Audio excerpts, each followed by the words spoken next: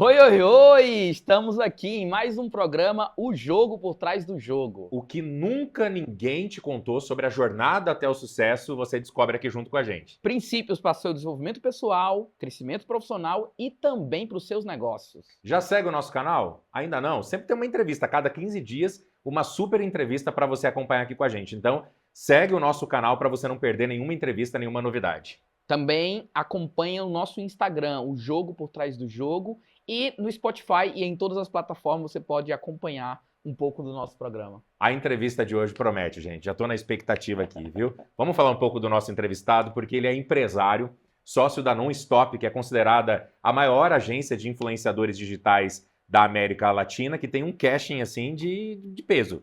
Vamos lá, alguns nomes: Whindersson Nunes, Dave Leonardo, Tiro Lipa, Camila Pudim, entre outros nomes. São só alguns aqui para citar. E ele não tem só esse negócio, não. Ele é sócio de outros negócios, como, por exemplo, o Teatro Oficina do Estudante, aqui em Campinas, Ingresso Digital, Teatro GT, enfim, tem muito conhecimento para compartilhar e muito bastidor para revelar para gente. O que eu gostei foi isso. Ele não é uma pessoa que quer estar na mídia. Não, é low profile, tá ali fazendo, executando. E tem muita gente que tá aqui ouvindo a gente que também tem esse perfil, viu, Bruno? Exatamente. Quem né? será? Quem será? Roda a vinheta que a gente conta.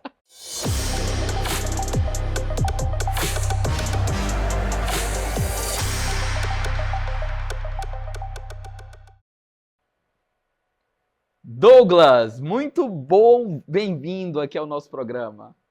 Obrigado pelo convite. Obrigado pela presença. Eu que agradeço o convite. Privilégio receber você aqui. Imagina, eu gostei muito do nome do programa, porque literalmente eu jogo o jogo por trás do jogo mesmo, de todos os bastidores, eu nunca apareço. E tá tudo bem, porque tem alguns especialistas que falam que você ficar no bastidor, às vezes eles dão até a entender que é um demérito, né? Sim. Só que tem muita gente que quer fazer, como você, quer fazer a jornada no bastidor, e tá tudo bem, é o lugar onde você se encontra. É isso aí. Eu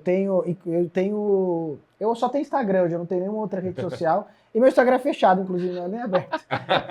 Realmente é isso. Legal.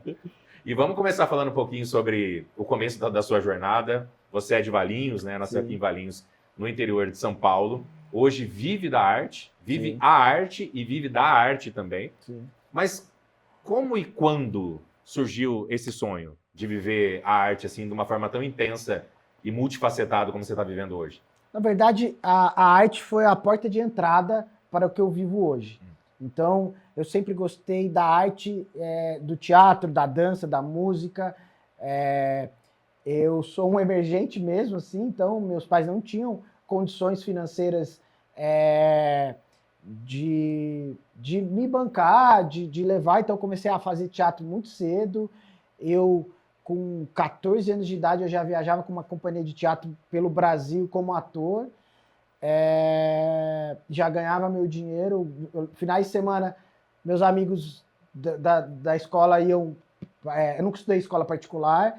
Eles iam viver uma vida normal e eu ia trabalhar já, ia apresentando, e aquilo me satisfazia muito. Então, eu sempre fui acostumado a trabalhar aos finais de semana, a não ter essa rotina de uma vida comum mesmo. Então, isso para mim já foi uma porta de entrada. Porque é isso, a gente trabalha todos os dias, todas as horas, e é isso, não tem sexta, sábado ou domingo. Então, as pessoas muitas vezes olham uma pessoa de sucesso e acham que é fácil. É isso aí. Só que tem um preço que tem que ser pago, isso desde o começo. Quando você fala da sua estrutura familiar, você veio de uma família de classe média, de classe baixa? Como que foi lá o começo? Minha família teve altos e baixos, assim. Então eu poderia falar que foi baixa, mas eu tive momentos de classe média. Tá. Porque meus pais, eu nunca estudei em escola particular, mas meus pais se separaram. Eu sou filho único, então isso ajudou a ter algumas coisas. Porque era só eu dentro da minha casa, mas eu tive que meu pai quebrou, minha mãe quebrou, meu pai, o pouco de dinheiro que ele conseguiu construir, ele colocou em um negócio e quebrou mesmo, então nós perdemos o que a gente tinha. E aí depois a minha mãe começou a prover dentro da minha casa, e aí ela quebrou também, mas quando a minha mãe quebrou, eu já estava bem, e aí eu já estava bancando a casa, então eu tive realmente altos e baixos. Então eu vivi classe média, nunca passei fome, nunca passei necessidades, mas eu a minha primeira viagem internacional foi com 26 anos. Não minto. Minha primeira viagem internacional foi depois dos 30 anos de idade. Nossa. E aí hoje já viajei China, Japão mais de uma vez, Estados Unidos, Europa, Rodou o mundo. rodei o mundo, mas a minha primeira viagem internacional foi depois dos 30 anos de idade. Então fui conhecer a Disney, que era meu sonho, depois dos 30 anos de idade. E você, como foi a transição, Douglas? Hoje você é o que chamam de multi-empreendedor, Sim. empreendedor serial. Tem vários negócios. Sim. Como foi a transição do artista para começar a ser esse empreendedor? Qual foi o seu primeiro negócio? A arte... E como você pega isso e gere hoje vários negócios? Sim, a arte foi a minha porta de entrada mesmo para os meus negócios. Você vê que tudo tá no mesmo ecossistema. Então ela foi a porta de entrada. Eu não sou um ator frustrado, tá? Porque poderia ser, tá tudo bem também. Mas eu sou ator formado, tenho DRT, mas eu não me sentia... Os bastidores me deu mais prazer do que o palco. Olha que Então, o interessante. meu lugar não era o palco, mas eu fui ator até os meus 20 anos, 22 anos, era o palco. Comecei no teatro com 6 anos de idade. E aí eu tinha dúvida do que estudar, do que fazer na minha faculdade, e eu estava entendendo que não era o palco que eu queria estar. Mas em qual momento que você começou a pensar sobre isso? Fala assim, gente... Na faculdade. Na faculdade quando você eu fui começou... fazer, com 18 anos que eu fui fazer faculdade, eu ia fazer artes cênicas. Porque eu fiz isso a minha vida inteira, ou dança ou artes cênicas. Uhum. Eu falei, eu não quero, eu estou estudando teatro, estou fazendo teatro desde os 6 anos de idade, fazendo escola, fazendo minha formação, fiz Macunaíma, fiz cursos, eu falei, eu não quero. E aí eu fui estudar pedagogia. Por que eu fui estudar pedagogia? Porque eu comecei a dar aula de teatro, e aí eu quis ser um arte educador. Quando eu me tornei esse arte educador, fui estudar pedagogia para trazer o teatro na educação, como uma ferramenta de educação, na época, eu comecei a trabalhar na Secretaria de Cultura da minha cidade. E aí lá na Secretaria de Cultura da minha cidade, o primeiro teatro que eu apresentei, a primeira peça profissional, tinha fechado,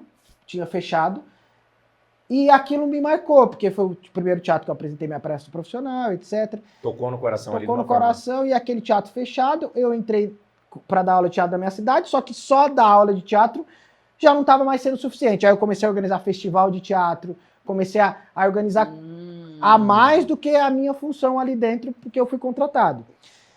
E até que começou a ficar pequeno, onde era o festival de teatro, que a prefeitura da cidade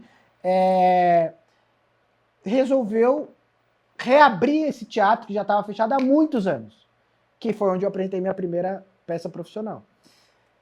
E aí eu já tinha uma visão de empreendedor, falei, mas para ter uma abertura precisa ter uma atração. E não era um teatro ainda, o stand-up estava começando a virar uma febre, não existia nem o CQC ainda. Uhum. Nossa. Tem gente que nem conhece o Tem um CQC. tempinho, né? A galera mais nova tá falando, o que é CQC? Joga no Google, né? Joga Digita lá no CQC que você Google, vai entender do que a gente tá você vai falando. entender, porque o CQC trouxe um pouco do stand-up pro Brasil, porque o CQC trouxe o Rafinha Bastos, o Oscar Filho, o Danilo Gentili. Mônica Iose. Exatamente. E esse movimento do stand-up, ele já tinha começado antes do CQC, mas o CQC trouxe mais força para esse movimento do stand-up.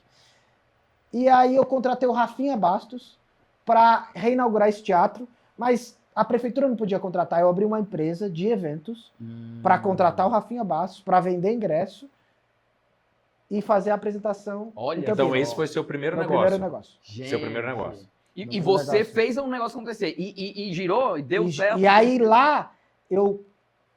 só lá em Valinhos a gente levou Rafinha Bastos, Trair Coçar é Só Começar, Improvável, os Barbichos, a gente começou a levar alguns eventos para lá. Só evento top, né? Exatamente. Sucesso. Só evento de muito sucesso. E aí logo veio o Teatro de Paulínia.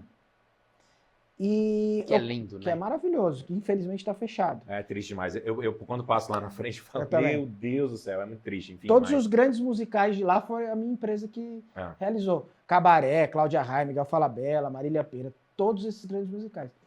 E aí eu comecei a fazer os eventos no Teatro de Paulínia. E aí eu fiquei amigo do Marco Luque e comecei a levar o Marco Luque para algumas cidades a mais, sem ser Paulínia. E tinha uma produtora que chamava Teatro GT que já fazia isso antes. E eu comecei a incomodar, porque quando eu começo a fazer alguma coisa, eu não faço meia boca. Ou eu faço, ou eu não faço. Uhum. Então a gente começou a fazer, e eu comecei a incomodar. E aí passou um tempo, essa produtora chamou e falou, vem cá, a gente já está fazendo isso, sei lá, 5 anos, e você começou agora, e você já está pegando umas regiões nossas, vamos nos unir? E aí eu entrei de sócio nessa Teatro GT, ela já existia. E aí eu estou contando bem resumidamente do negócio, né? Sim. Sim. Mas aí, para e pensa. Eu precisava de uma etiqueteira para vender ingresso. Eu precisava de um espaço para apresentar. Eu precisava do artista. E aí eu fui entendendo esse ecossistema. Uhum. Hoje, eu tenho a etiqueteira que vende ingresso, eu tenho o espaço para apresentar e eu sou empresário do artista. Ou seja, amarrou todas as Você pontas, criou né? um ecossistema. É Esse isso. conceito é legal, né? Porque É. muito dos negócios está falando muito desse. Criar uma rede de É negócios que até retroalimentam entre eles. Que era o que falava lá atrás de você não colocar todos os ovos na mesma cesta, né? É isso aí. Então, e eu tenho vários sócios, tá? Tenho vários sócios mesmo. É. Então, na Teatro GT eu tenho sócio, na Ingresso eu tenho sócios, no Teatro Oficina eu tenho sócios, lá no Stop tenho sócios diferentes, então tenho vários sócios diferentes, tá? Eu não tenho nenhum sócio que é sócio em todas as empresas. Eu sou o único Que está em que comum. está em comum em todos esses negócios. E aí eu quero entender isso. Como é que você lida com múltiplos negócios? Como Sim. é a questão de gerir múltiplos negócios? Porque empreender é você resolver problema, é você expandir. E como é ter múltiplos sócios? Então, eu quero entender esses dois, porque tem muita gente que está nos ouvindo que vai querer entender essa dinâmica aí. Me fala. Eu passei por muitas dificuldades, né? Então, eu já passei por vendas de empresa, eu já passei por pandemia, onde todos os meus negócios pararam, nós tivemos que reinventar. Eu já passei por dissolução, saída de sócio conturbada, já passei por tudo isso. Então, hoje, o que eu falo eu só consegui chegar até aqui com esses múltiplos negócios porque eu tenho sócios. Então, eu sou a favor de ter sócios. Eu sou realmente a favor disso. Porque você consegue tomar melhores decisões, você consegue dividir melhor as coisas e chegar mais longe, porque no dia a dia da empresa é dividido, né? Eu cuido disso, o sócio cuida de outro, temos sócio que é só investidor que não opera, mas eu posso entrar nisso. Mas o maior conselho que eu dou se você vai fazer uma sociedade hoje, já deixa claro como é a saída disso. Mas como assim? Você já está fazendo uma sociedade já querendo saber como vai acabar? Vai acabar? Você não fala uma sociedade querendo acabar. Isso é um fato. Mas por quê? Porque tudo que você combinar antes, você vai sofrer menos lá na frente. Então, o melhor contrato Um bom acordo de sócio antes já te ter ajuda. a saída Te disso. protege. Não que você quer que termine, mas se Não, terminar... você não quer que termine, mas já vai tá tudo estava combinado. Você não vai combinar depois que a companhia cresceu, ou não cresceu, ou deu errado. Sim. Não é depois. No momento que tem todo aquele calor, né? Às vezes uma chateação. Já está aqui, ó, já está acordado. Então já tenha claro a cláusula de saída disso. Agora, isso é Douglas, muito importante. Muito importante. Agora, você falando sobre isso, você já teve alguma experiência negativa com sócio? Porque assim, eu acho que o Augusto também ouve muitos empreendedores ao longo da jornada e muita gente fala. Sim. Fala, poxa, eu não quero mais ter sócio, me passaram a perna, me traíram, não quero mais. E você já traz uma outra visão, que é assim, poxa, precisamos de bons sócios para que a gente consiga ampliar, né, os nossos projetos, o nosso trabalho e também manter aquilo que a gente faz, né? Como que foi sua experiência lá atrás? Você teve algum problema? O que você aprendeu com isso? Eu nunca tive nenhum sócio que me traiu, eu nunca tive nenhum sócio que me passou a perna, mas a maior dificuldade de ter sócio é igual ao seu casamento. Você quer ir para a direita e às vezes a sua esposa quer ir para a esquerda. E vocês têm que chegar num comum acordo, porque se eu for para a direita e minha esposa for para a esquerda, a gente vai se separar. Claro. Naquele caminho. Então, eu preciso ir para a mesma direção. Em algum momento tem que ceder. Ou a gente vai todo mundo para a direita, ou a gente vai todo mundo para a esquerda. Então, é difícil ter sócio. Não é fácil ter sócio, porque você precisa ter as direções. Então, escolher o sócio certo é um bom caminho. O histórico disso não é só sobre somos amigos desde a infância, vamos abrir um negócio que vai dar certo. Não. Isso geralmente é o que dá mais problema, né? Isso é o que mais dá mais problema. Família também, envolver família. Já tive muitos problemas familiares de funcionários na empresa, que é família, então a gente deixa as coisas bem separadas. A minha esposa mesmo, ela faz outra coisa. Eu tenho essas empresas, ela nunca trabalhou em nenhuma empresa minha. E tá tudo bem, tem casamentos que dá certo. Mas o meu, a gente sempre deixou bem separado isso. Uhum. Então, eu não tive isso, mas eu já tive dissolução de uma sociedade que, num determinado momento, nós decidimos assinar um contrato e esse sócio falou, eu não quero fazer parte disso. Mas isso é importante para ele. Ele falou, mas eu não quero fazer parte disso. Se vocês quiserem fazer parte disso, vocês vão seguir, mas eu não vou fazer parte disso. Eu vou sair da empresa.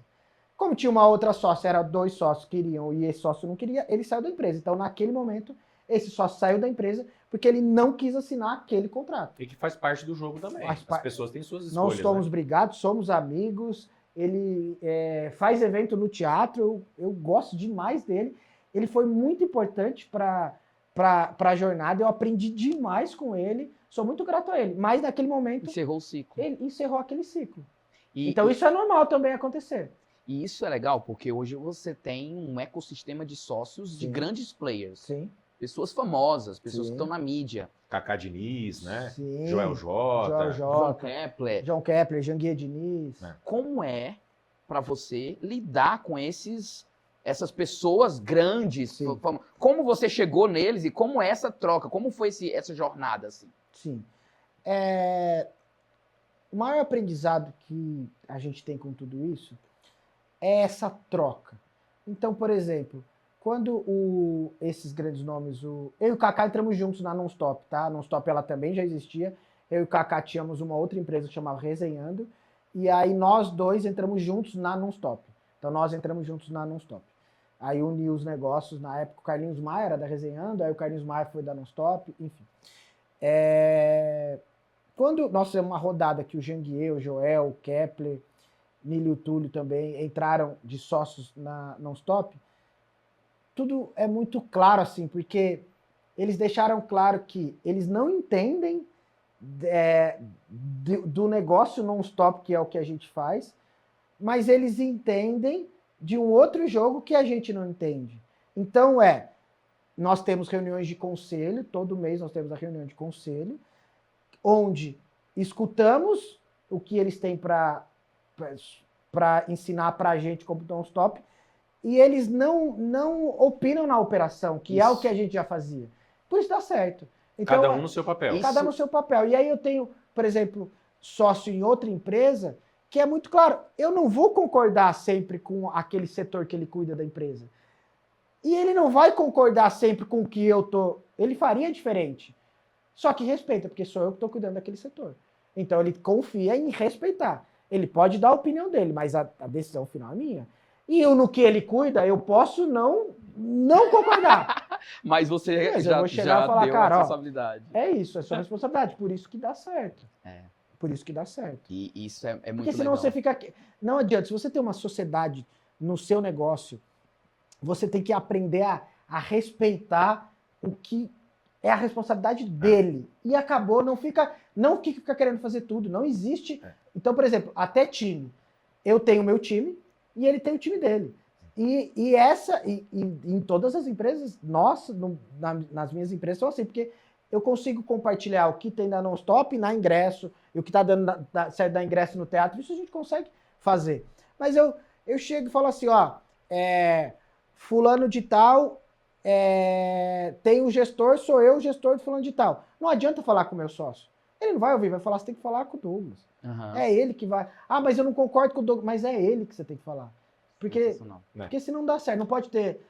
Você, com o seu sócio, não pode querer comandar o gerente, vocês dois. Porque você vai falar uma coisa, o outro vai falar coisa. Um entrando na área do outro, né? Não. É interessante você falar isso, porque a gente atende muitas empresas, né? Um dia eu estava entrando numa empresa para fazer um trabalho de consultoria, uma empresa familiar, né? O desafio já é maior ainda, né? Sim. Muito desafio, né? Por isso eu não passei. Aí, eu fui analisar o organograma. Eu trabalho com comunicação, mas é óbvio, se não tem os papéis definidos, a comunicação vira o caos, né? Um acaba atropelando o outro, essa história toda, dando direções diferentes. E aí o organograma era assim, tava o pai e o filho no comando da empresa, e a esposa estava responsável por uma área, ou seja, ela estava bem na parte de baixo do organograma cuidando de uma área, né? E eu vi que tinha muita reclamação disso, a informação para mim não chega, aquela história toda, né? E aí eu peguei e falei assim, poxa, mas ela, né, a esposa, ela cuida realmente só dessa área? Porque não tem problema ela ser encarregada de uma área se foi tudo bem acordado, né? E aí eles falaram, não, ela, na verdade, acaba coordenando várias outras áreas porque tem essa necessidade. Então eu falei, gente, então o papel dela ali está errado, ela está no lugar errado nesse organograma, ou seja, a empresa está vendo errado, a própria família está enxergando de uma forma errada, e os fluxos de comunicação não funcionam justamente porque os papéis não estão bem definidos. E ela era, digamos, uma função estratégica ali. Ela estava cuidando de várias áreas, dando direção, né? Isso acontece com muita frequência e gera problemas, né? Quando eu comecei a trabalhar com isso, com produção, e aí hoje, quando eu falo que a arte foi a porta de entrada, mas ela não foi a final, porque hoje eu me considero um empresário, mas que não é mais só arte, né? Então, vários negócios. Então, por exemplo, o Whindersson chegou um dia e falou, ó, quero parar com shows e quero lutar. E aí a gente foi pro universo do boxe, entendeu? E aí é isso. E aí eu tenho um influenciador influenciador de maquiagem muito grande, que é a Camila Pudim, e é um outro universo, aí você entra em licenciamento, então é isso, é outro negócio. Mas falando sobre isso, quando eu comecei, eu não sabia o que era organograma. Eu não sabia o que era fluxograma. Eu não sabia nada disso. Então você vai começando e vai entendendo. Só que eu não imagino como dava certo sem ter um organograma. Porque não adianta, não importa o tamanho do seu negócio, não importa quantos funcionários você tem. Tem que ficar claro o organograma da empresa, para quem ele responde, para que ele deve, para quem abaixo dele responde, qual é o fluxograma disso, qual é a função dele. Isso é importantíssimo. Então, por exemplo, hoje eu lido com os meus heads e eu não passo por cima dos heads com o time dele. Eu não passo, eu falo com o head. Eu não chego direto no design e falo, faz uma arte para mim aqui. Vai falar com o seu líder. Isso. Eu vou falar com o head, porque se eu falo isso, ele vai parar a demanda que o head tinha pedido para fazer, porque o dono da empresa pediu, e aí ele vai atrasar isso aqui. Então não passe por cima, não só do sócio, não passe por cima do seu head. Confia nele. Se você passou para ele, confia nele, porque é ele que tem que gerir o time, não você. E aí eu tenho antes da gente conversar, eu estava falando que sou muito amigo do Thiago Nigro. E aí o Thiago estava falando uma vez numa célula lá na casa dele, ele estava usando de exemplo quando Jesus repartiu os pães. Quantas pessoas tinha? Não vou saber. Eu não lembro o número exato. Na multiplicação? Mas eram milhares de pessoas. 5.000 homens foram mulheres e crianças. Ele conversou com 5.000 homens ou ele dividiu ali com a equipe dele? Com a equipe dele e a equipe deu certo. Entendeu? Então é isso, não é? Essa é a essência do trabalho em equipe, né? Essa é a essência do trabalho em equipe. E aí deu certo, a gente sabe que deu certo. Mas muito. Ele não precisou conversar e repartir. Todo mundo. É isso aí, aqui ele delegou e isso. E acho que é isso. Legal. Douglas, você teve algumas transições. Sim. A arte, empreender o primeiro negócio, empreender o segundo, empreender os vários negócios. O que foi mudando a sua chavinha para você conseguir se tornar quem você se tornou hoje? O que mudou o seu jogo? O que mudou meu jogo foi... Eu, Douglas, não tenho uma padaria, uma loja de sapato, uma mecânica. Eu não tenho. Eu tenho empresas dentro de um ecossistema que eu estudo e entendo. Então, eu, Douglas, não estou julgando quem tem vários negócios, mas eu sou convidado mensalmente, semanalmente, falar, vamos abrir isso aqui comigo? Vamos abrir isso aqui comigo? Não. Então, eu, Douglas, só participo de negócios que eu somo. Tem uma linha Tem uma linha. E o empreendedor também tem que saber falar não. Falar, isso não faz parte da minha missão de vida, daquilo que eu acredito, tem que saber falar não. Eu acredito, eu não estou falando que dá errado, porque tem empresário que tem várias, mas eu, Douglas, sou essa pessoa. E aí, o que mudou? Quando eu dava aula de teatro e comecei a fazer eventos, eu não larguei a aula de teatro. Eventos era o meu segundo negócio. Por quê? Você falou um começo importante, que é, se você coloca tudo dentro de um negócio e aquele negócio está errado, a sua vida trava, a sua vida para. Então eu comecei a trabalhar com evento dando aula de teatro. E aí eu fui fazendo a transição. Olha que legal. Até sentir segurança para largar algo que eu já tinha seguro financeiramente. Então eu não larguei tudo para viver um sonho, tá? Eu, Douglas, fui assim. Porque se esse sonho desse errado, talvez eu teria desistido dele, porque aí eu ia voltar a dar aula e aí ia repensar 2 vezes, porque dá errado, perdi dinheiro, precisei reconstruir, tudo errado. Só que eu tinha uma base financeira que eu não deixei. E aí com isso eu trabalhava muito mais. Aí eu dava aula de segunda de manhã, fazia evento no sábado à noite, no domingo à noite estava voltando de cidade. Isso é um conceito então eu legal. trabalhava muito mais. Mas você não teve medo de dar errado? Porque você falou assim, no começo da entrevista, que o seu pai quebrou, Sim. a sua mãe quebrou. Ou seja, Sim. você tinha em casa, na sua família, experiências negativas, frustrantes a respeito do empreendedorismo, né? Quando você foi fazer essa transição do ator pro empreendedor, pro empresário, você não ficou com medo de falar, poxa, e se der ruim esse negócio? Eu acho que por isso, eu acho que o meu medo me fez só parar de dar aula quando eu chegava em mesas para sentar e meu negócio já estava dando certo, as pessoas falavam, mas quando você vai parar de dar aula? Você não precisa mais dar aula, já deu certo. Acho que o meu medo me fez demorar até parar de dar aula. Para garantir aquela segurança. Para garantir aquela segurança. O meu medo me fez. Então isso talvez, eu acho que eu tenho esse reflexo. Mas eu só parei quando eu tive segurança, mas poderia ter parado um pouquinho antes. Eu não migrei tudo para viver esse sonho, porque às vezes você larga tudo, vou empreender porque vai dar certo. Não. Pode dar certo, mas pode dar errado. Então esteja preparado também para dar errado. E é importante isso. E aí os outros negócios, aí os outros negócios eu fui vendo a necessidade. Falar, pô, se eu tiver uma etiqueteira para vender os meus negócios, vou fortalecer isso. Só que a etiqueteira hoje, os meus negócios representa 15% da etiqueteira. A etiqueteira é pro Brasil. Uau.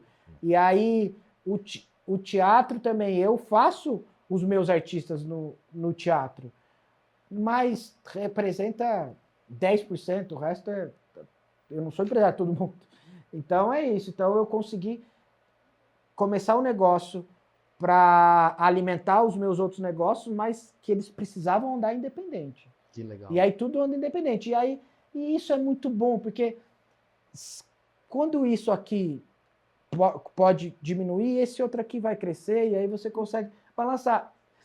Eu vou falar um exemplo muito clássico aqui, que vocês já devem conhecer, que é, não coloque seu negócio num único cliente, potencialize esse maior cliente. Então, às vezes, você tem um cliente que dá um faturamento de 1 milhão ano para você.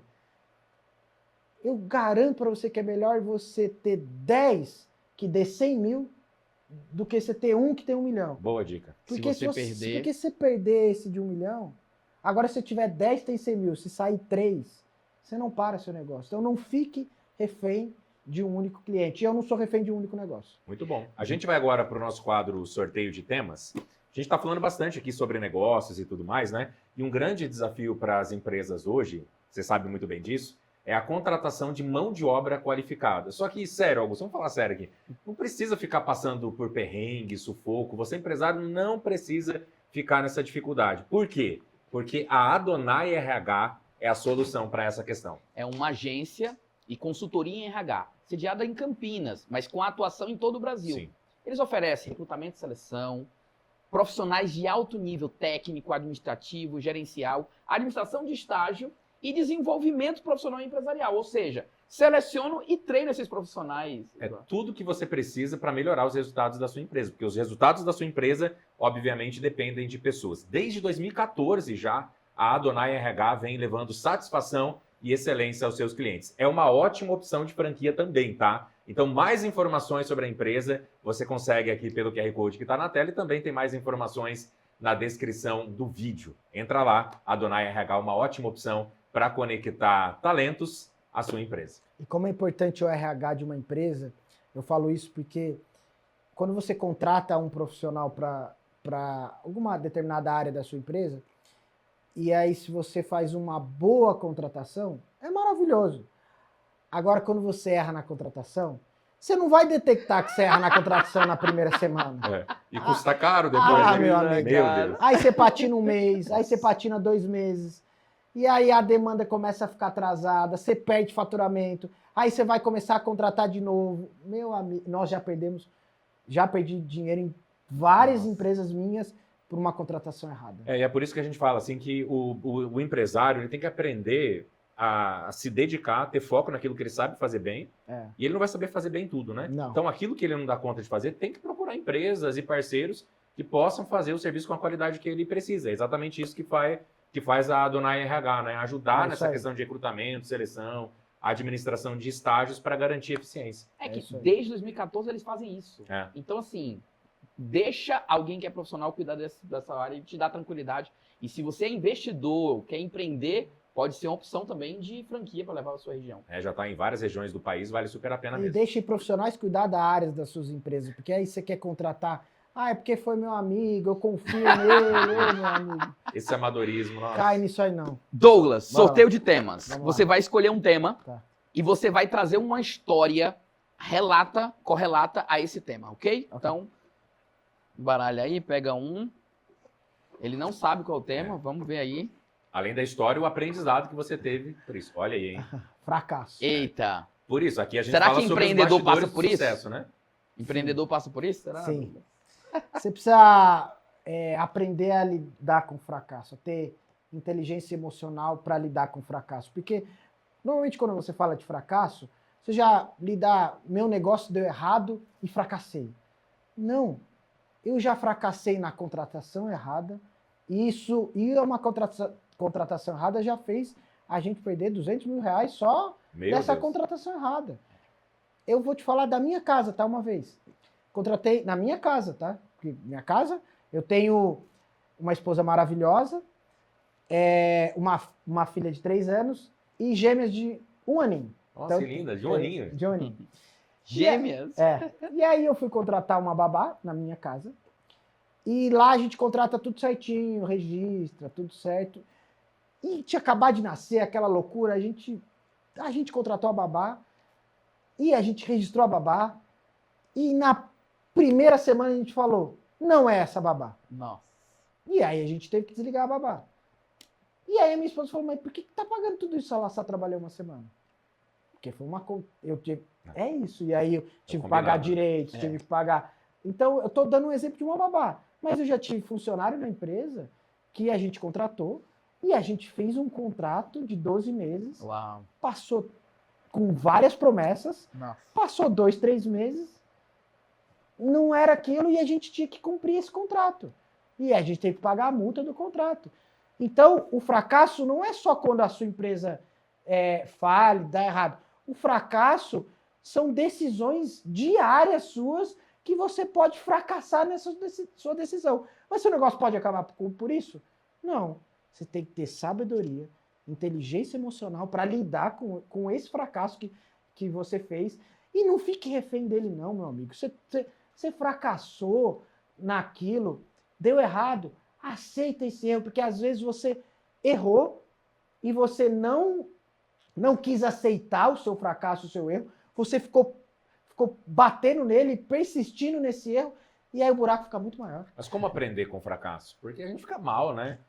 Sei lá, vamos pensar numa falência, uma coisa mais séria, mais grave. Com a minha assim. babá, eu aprendi que a próxima babá que eu contratei, eu tinha que fazer da maneira... Não que eu fiz da maneira... Não foi da maneira correta. Tinha que avaliar melhor, tinha que passar por teste, não tinha que já sair registrando. Esse eu aprendi que eu não poderia fazer isso. Esse funcionário que eu contratei por 12 meses, eu aprendi que o próximo, por melhor que ele for, eu não quero perder, vale um contrato menor. E aí depois eu prefiro discutir a rescisão. Agora, quando o fracasso deu errado de acabar a sua empresa, aí você tem uma lista de aprendizado que é você se perguntar mesmo, sabe? Por que deu errado? Deu errado, eu gosto muito de escrever. Por que deu errado? Deixa eu me perguntar, deu errado porque eu tomei essa decisão aqui, porque uma empresa É muito difícil uma empresa fracassar por uma atitude que você fez. São várias. São várias coisas que acontecem que dá errado. Eu lido com influenciador digital, eu lido com a internet, e aí eu tenho histórico de muitas coisas que fez uma postagem e a internet é muito cruel. O julgamento é muito rápido, É né? muito cruel. E aí o artista foi lá, fez uma postagem, e aí ele foi cancelado. Uhum. E aí pro artista, pro influenciador digital, que é novo, a gente pega muito influenciador novo, aquilo acabou a vida dele. Aquilo arruinou a vida dele. E aí falou, não, qual é o aprendizado disso? Vamos aprender com isso. E aí hoje em dia temos ferramentas que a gente usa para se reerguer, para trabalhar a imagem dele, para se reerguer. Inclusive, como que vocês trabalham isso dentro da Non-Stop? Já falando Sim. um pouco sobre a agência, né?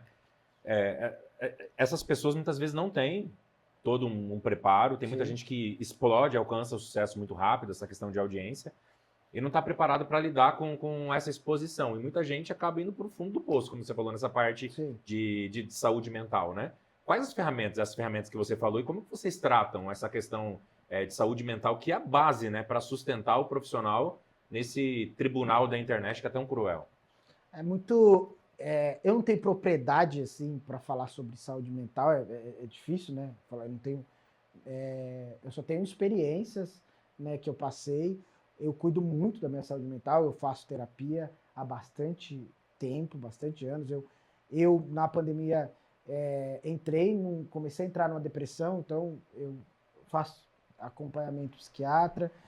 E aí Douglas, na minha vida, eu consegui vencer muitas coisas, que atividade física me ajudou muito a manter a minha cabeça boa, a terapia, o psiquiatra, minha família, tudo isso. Então, o que eu tento trazer de base para esses nossos influenciadores é essa base mesmo que precisa de família, de rotina, de atividade física, de uma boa alimentação. Mas por que você está falando isso? Porque tudo isso influencia para a sua saúde mental, para a sua cabeça. Então, por exemplo, quando aquele influenciador começa a trocar a noite pelo dia, o influenciador começa a ir dormir 8 horas da manhã e passa o dia inteiro dormindo e acorda 4 horas da tarde, aí eu já começo... A chance daquilo ter um problema lá na frente é muito grande. Porque a noite, ela é cruel. A noite, você tá sozinho na noite, né? Eu não tô falando de festa, sexta, sábado, domingo, mas e a segunda, terça, quarta? Aquilo já é cruel. Aí quando a pessoa começa a já sair dessa rotina de começar a manter essa vida, a gente já começa a ficar preocupado. Normalmente, alguns influenciadores digitais, a grande maioria deles são muito pobres e muitos passaram necessidades, passaram fomes e de repente alcançam um sucesso rápido. E é muito louco isso, que né? é muito louco, que aí já não consegue mais sair, fica olhando a internet o tempo inteiro, preocupado com a opinião do outro o tempo inteiro. E aí é impressionante, porque ele passa por aquela fase que ele posta, tem 70 mil comentários, tem 69 mil comentários positivos e 1.000 negativos. Ele só lê os 1.000 negativos. Eu posso falar isso, né? Eu trabalhei muito tempo aqui na IPTV afiliado da Globo, né? E, cara, é um negócio que, se a gente não tomar cuidado, a gente entra num ciclo assim, de destruição muito, muito intenso, né? Porque a sua autoestima vai pro pau sem você perceber, né? E aí eu nunca respondi alguns comentários negativos, né, que chegavam, mas teve uma vez que a gente estava fazendo uma matéria sobre água, né? Que estava faltando água aqui na região. E aí alguém escreveu assim para mim, né? E lá vem o terrorista hídrico, falando que a gente estava fazendo terrorismo hídrico aqui, né? Sim. E aí aquele dia eu acho que eu não estava muito bem, eu falei, vou responder. Eu tô vontade, falei, vou responder esse cara, né? E aí eu peguei e falei, terrorismo hídrico, você não sabe nem o que você está falando, aquela coisa toda, né? E aí depois eu não encontrei essa pessoa. Mentira. Essa pessoa me contratou para uma palestra e aí eu não sabia que era ela, né?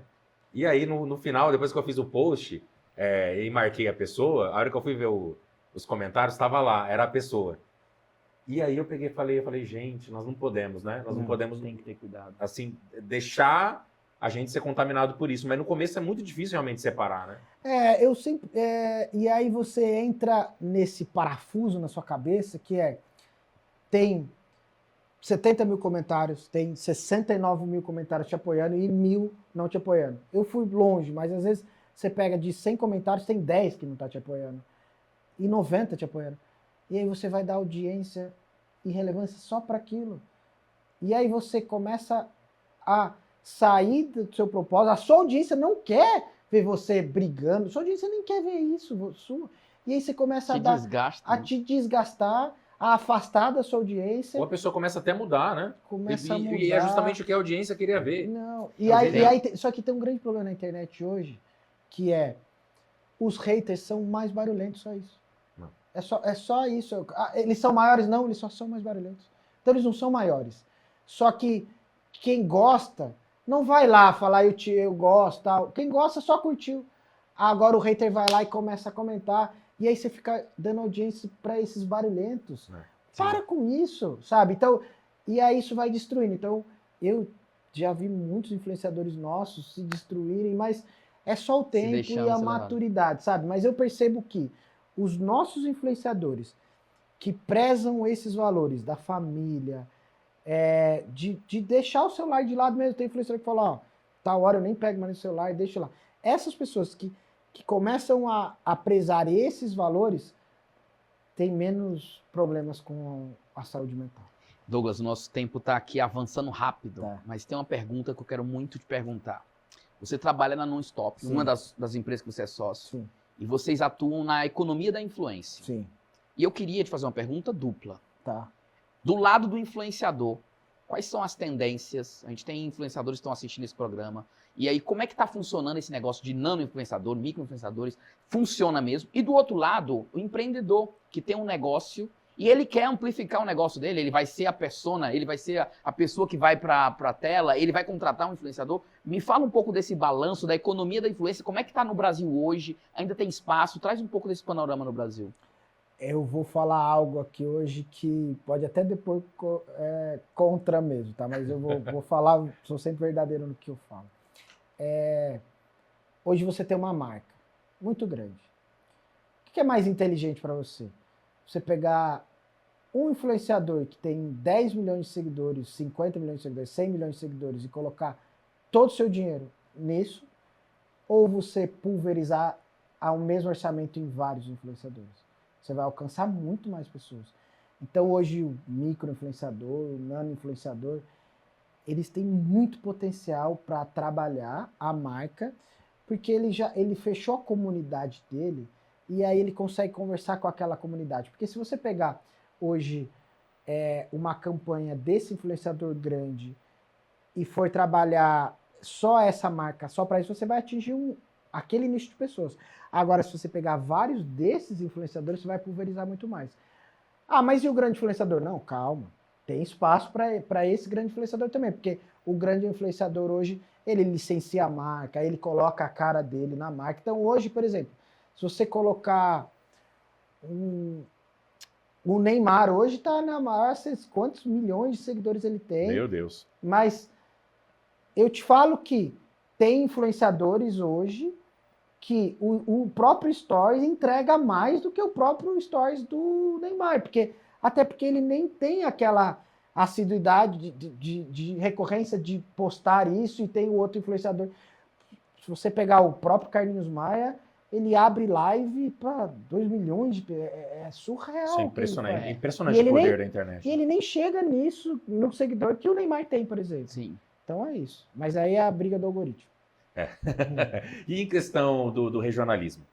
A gente está falando de grandes nomes, grandes influenciadores, mas muitas vezes no regional a empresa não tem o cacife para bancar esse influenciador, ou até mesmo ela fica se questionando nos resultados. Por exemplo, pegar um cara nacional, um cara de alcance nacional, para o meu negócio regional, faz sentido? Como que você enxerga isso? Faz muito sentido. Eu vou te dar um exemplo, que é uma das minhas empresas, a Teatro GT, eu faço shows pelo interior de São Paulo. Então, eu vou fazer um show da Sandy em Campinas. A Sandy vai divulgar, mas eu quero alcançar mais pessoas. Eu vou pegar influenciador nacional ou vou pegar influenciador de Campinas para divulgar? Eu preciso atingir o público de Campinas, é Sim. ele que vai comprar meu produto. Então, usa o influenciador regional da sua cidade. Você vai atingir muito mais pessoas. Sim. Vai falar com aquele público Esse imediato que efeito, você né? precisa É isso alcançar. É Então isso tem aí. muito espaço para o nano, micro Muito influenciador se desenvolver. Né? Muito Legal. espaço. Chegou a hora, gente, ó. Cartão A hora passa vermelho. rápido aqui. Passa rápido. É. E tem até algum quadro agora que é Tá. bem profundo também, tá? Cartão vermelho, cartão amarelo, é o nosso quadro infração de jogo. Mas antes nós temos um recado aqui para você que tem interesse em investir e empreender, porque esse quadro é um oferecimento da Hoje Tem Burger. A Hoje Tem Burger é um movimento disfarçado de hamburgueria. Inclusive, eles estão abrindo agora o processo de seleção para novos franqueados. Você consegue um excelente custo-benefício Verdade. com um modelo de negócio validado, unidades em Campinas, em São Paulo, já com toda a estrutura, vale a pena conhecer e com uma excelente condição. Então, entre em contato e diga que você ouviu aqui no nosso programa e você vai ter alguns benefícios. Então, se você quer empreender um negócio validado com um modelo de negócio, Seguro. é só ir. É uma ótima proposta, né, para você conseguir alcançar o sucesso no empreendedorismo. QR Code está aqui na tela para você ter mais informações e outros detalhes também na descrição aqui desse episódio. Brambila, e o hambúrguer é maravilhoso. Nossa, eu já recebi. Eu peço em casa, tá? Eu peço em casa direto. É, E é uma incrível. delícia. E assim, é um movimento disfarçado de hamburgueria, porque por trás da hamburgueria, eles já disponibilizaram mais de 100 mil reais para ajudar ONGs, porque Verdade. tem um lanche específico lá deles que eles dão. Então, assim, vale muito a pena conhecer, vale a pena buscar a parceria com a Hoje Tem Burger. Entre também nesse movimento que vai ser muito bacana, você vai alcançar um resultado excelente, tá? Mais informações, QR Code na tela então. Vamos lá, Douglas, explicar aqui a dinâmica para você. Nós vamos falar agora sobre valores, porque todo empresário tem os seus valores. Podem ser diferentes de outros empresários, mas está tudo bem. É a forma como você acredita no seu negócio, como você acredita que ele tem que funcionar na prática, né? Então, falando sobre o trabalho em equipe, eu vou passar depois os cartões para você. Eu vou pedir para você falar aquilo que você dá cartão amarelo, comportamento que merece um cartão amarelo. E aí, ou seja, você dá aquele alerta, mas você pode chegar ali, conversar, ajustar, alinhar, dar uma segunda chance. E aquele comportamento para você que é inaceitável, é cartão vermelho na hora. Duas situações aí para você citar no trabalho em equipe como empresário. Ok. Eu dou a situação ou você dá e eu dou o cartão? Você pode falar a situação. Você fala o que Posso você falar? dá o cartão amarelo. Tá. Eu dou cartão amarelo. Eu vou falar, eu dou cartão amarelo pelo erro, seguido de assumir o erro com a verdade. Então, isso eu dou um cartão amarelo. Então, se você tiver algum erro e ele for grave, e você chegar para mim e não tentar me enganar, e falar exatamente a verdade, falar, ó, aconteceu isso, eu errei, porque eu fiz isso, eu dou um cartão amarelo. Porque eu acho que quando a pessoa reconhece o erro, de verdade, genuíno, ela vai pensar 10 mil vezes antes de errar aquilo de novo. Aquilo virou um ponto de atenção. Porque errar é normal errar. Mas isso eu dou cartão amarelo. Merece uma segunda chance. Merece então. uma segunda Ótimo. chance. Agora, contrapondo isso à mentira. Cara, se você chegar, mentir, você entregou tal coisa? Eu entreguei. Aí eu testo as pessoas, eu tenho esse problema de testar. Eu já sei que não entregou, mas eu vou perguntar para ver o que ela vai falar. Se ela mentir, aí você acaba a confiança. Aí quando você acaba a confiança, como que você vai confiar de deixar o trabalho que está sendo realizado? Então chega e fala primeiro a verdade. Aí me quebra. Se chegar e falou a verdade, aí me quebrou. E tem também aquelas pessoas que ficam ali no meio campo, né? Que colocam a culpa em outras, né? Terceiriza a culpa. Elas Mas omitem algumas informações, né? É muito sério. Tá? Mas por isso que é bom você ter definido o organograma e o fluxograma, porque aquilo é a sua função. Não era do outro, era a sua função. Por que você não fez? Teve uma vez no trabalho, né? Contando uma situação aqui para exemplificar isso, que teve um problema operacional lá muito sério, né? E aí tinha uma mania, assim, de todo mundo de jogar a culpa por outro. Quando aconteceu algum BO, o Douglas foi o culpado, o Augusto, tal, era aquele jogo de empurra, né? E aí aconteceu essa situação e de repente veio o supervisor do departamento e falou assim, gente, o responsável por esse erro fui eu, porque eu deveria ter treinado a equipe nesse novo procedimento, eu não treinei, eu adiei esse treinamento e a equipe não estava preparada para lidar. Então peço desculpas porque eu fui responsável por esse erro e agora eu já estabeleci um compromisso com eles que na semana que vem nós vamos fazer esse treinamento e isso não vai acontecer mais. Eu confesso que quando eu vi isso, eu fiquei assim, Muda, né? eu falei, meu Deus, existe isso? Muda muito. Existe, porque a gente está acostumado com outro tipo de padrão, né? Então isso serve para todo mundo, para quem está em CLT, para quem está trabalhando como empresário, para quem está empreendendo, porque assumir a responsabilidade é fundamental no sucesso, né? É isso aí. E quando você erra na internet, quando você erra em alguma postagem, se você errou, eu sempre falo, tem dois caminhos. Ou você fica quieto e aprende com aquele erro, ou você vai lá e assume que você errou e finaliza o assunto. E acabou. Mas não fica tentando enrolar não, que Só piora, né? só piora. E quando eu falo ficar quieto, é porque às vezes aconteceu uma polêmica muito grande e aí a gente mede que aquela audiência está tranquila. Não precisa se manifestar, porque às vezes você vai se manifestar, você só vai trazer mais audiência para aquilo. Ah, vocês têm essa mensuração lá dentro? Temos. Do tamanho da repercussão, Temos se o vale a tamanho pena se da repercussão, posicionar? se Não? vale a pena se posicionar. E aí, se a pessoa se posiciona, quando você se posiciona, você traz mais audiência. E aí você entende, precisa posicionar. Não precisa posicionar. Deixa passar. Deixa passar, mas você aprendeu com isso e tá certo. Mas temos isso. Porque quando você... Às vezes, eu fui lá e falei mal de você. A sua audiência não sabe que eu tô falando mal de você. Se você for lá e me colocar que você tá falando mal de mim, a partir daquele momento você vai contar para toda a sua audiência o que aconteceu. Sua audiência nem sabe. Para que você vai trazer audiência para isso? Às vezes a gente acha que tá todo mundo sabendo, né? Mas uma eu passo, por exemplo, utopia, né? semana retrasada eu cancelei um show de um artista muito grande nosso, acho que faz mais que 2 semanas, do Rafael Ganem, que tá explodido, e a gente cancelou um show porque o espaço não tinha... perdeu o alvará. E a gente não faz show sem um alvará. E aí a gente teve que cancelar 2 sessões esgotadas. Mas a gente só transmitiu aquilo para aquela cidade que comprou. Não precisa publicar isso pro Brasil inteiro e tal, não precisa. E a gente resolveu e tá tudo certo. Tá tudo Dando um certo. exemplo, porque os problemas são diários a ponto de você ter que cancelar esse show, cancelar a turnê. E aí, não precisa jogar isso pra tudo. Não, a gente agora, quando tava indo com o Whindersson pro Texas, pra ele lutar lá no card do Mike Tyson, ele tinha que embarcar na sexta, porque já tinha entrevistas lá, e não saiu o visto de trabalho dele. Não saiu. E aí a gente, então, não embarca. A gente não faz nada de errado. Ele não vai entrar para lá com visto de trabalho. E aí a gente mudou a passagem para segunda e a gente conseguiu resolver e ele pegar e ir certinho. Mas se não tivesse saído o visto, ele não ia lutar. E não Perfeito. ia, não faz. E aí é isso. E você tem que lidar. E aí fala, Douglas, como você lida com isso? Primeira coisa, fizemos tudo que era necessário para acontecer? Fizemos.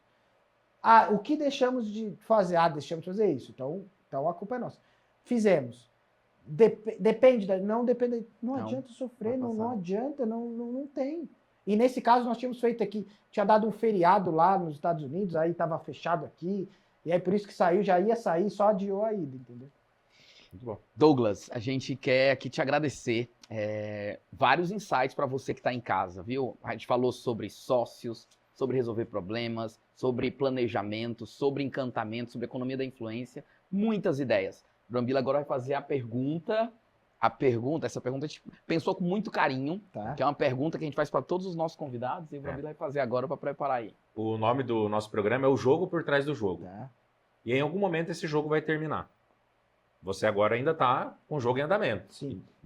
Que ande por um bom tempo, né? Sim, Pela frente. sim. Mas como você quer terminar esse jogo da vida?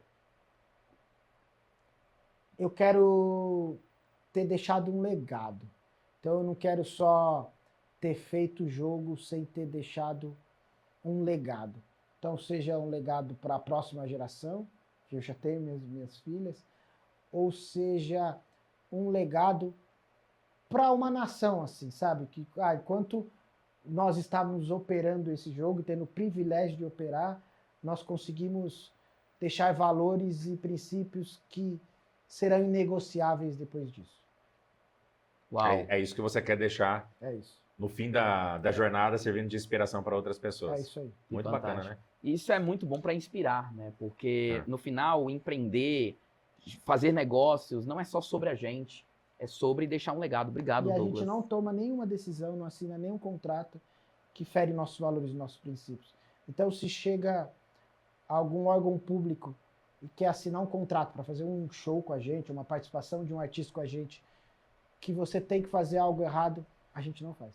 A Uau. gente não faz nada que fere nossos valores e princípios. A gente perde, não perde dinheiro, porque esse dinheiro a gente nem queria, mas enfim, a gente não Abre traz mão. esse dinheiro para a mesa, porque a gente não fere valores e princípios. O dinheiro é importante, mas não é tudo.